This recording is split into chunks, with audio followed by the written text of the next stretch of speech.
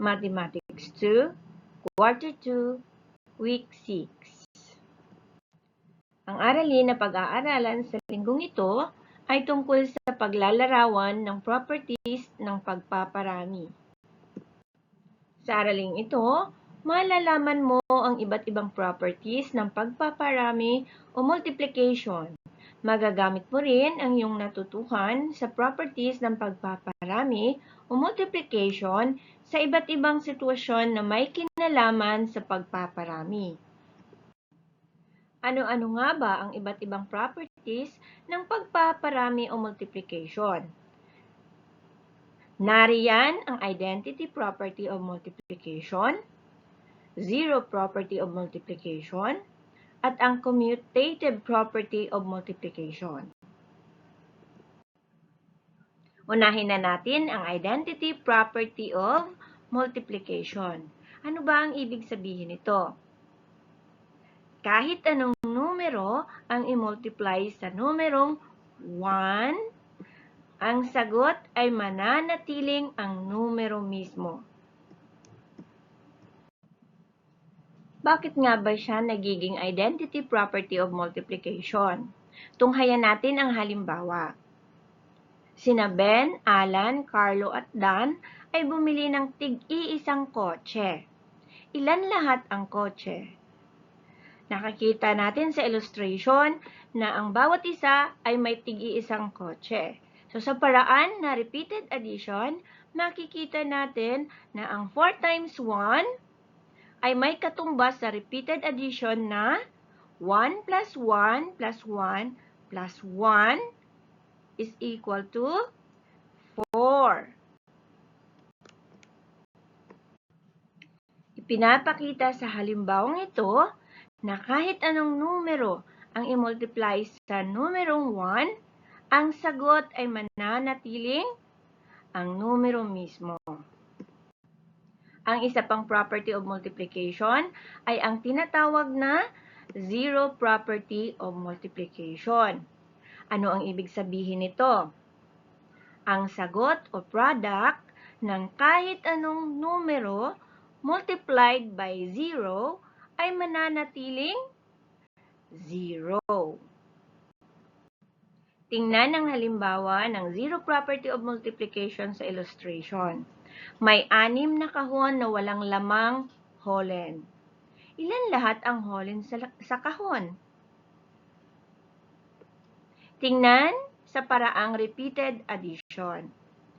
6 times 0 is equal to 0 plus 0 plus 0 plus 0 plus 0 and plus 0. The answer is 0. Ipinapakita lamang sa ating halimbawa na ang sagot o product ng kahit anong numero multiplied by 0 ay mananatiling 0. Ang isa pang property of multiplication ay ang tinatawag na commutative property of multiplication. Ano ang ibig sabihin nito? Kahit mabago man ang order ng mga factors, ay mananatili o hindi nagbabago ang sagot o product nito. Tunghayan natin ang halimbawa. Meron tayong 2 times 5 is equal to 5 times 2. Paano natin patunayan na ito ay isang commutative property of multiplication? Ibig sabihin sa ating halimbawa na ang dalawang pangkat ng tig-5 ay katumbas ng 5 pangkat ng tigda-2. Tingnan natin ang paglalarawan sa pamamagitan ng repeated addition.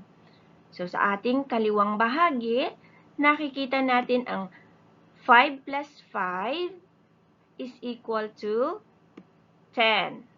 Sa ating kanang bahagi naman, ang 5 pangkat ng tigda-2, 2 plus 2 plus 2 plus 2 and plus 2 is equal to 10. Walang nagbago.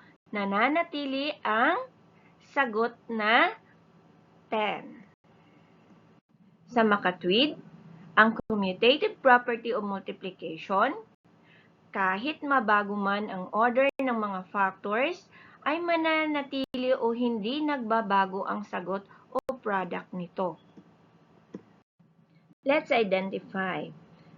Kaya mo bang tukuyin kung ito ay identity property, zero property, o commutative property? Bigkasin lamang ang iyong sagot. 9 times 0 is 0 property. Parehas ba tayo ng sagot? Kung parehas tayo ng sagot, very good ka. Next, 8 times 2 is equal to 2 times 8.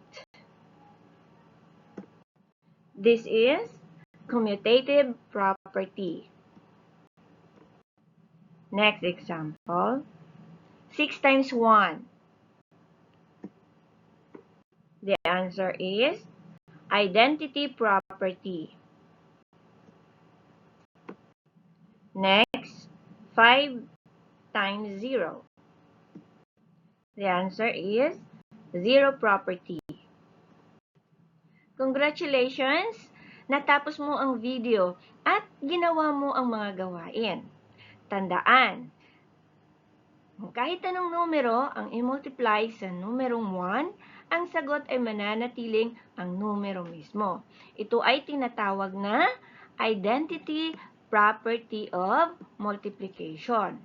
Ang isa pang property ay nagsasabing ang sagot o product ng kahit anong numero multiplied by 0 ay mananatiling 0 ang sagot. Ito naman ang zero property of multiplication.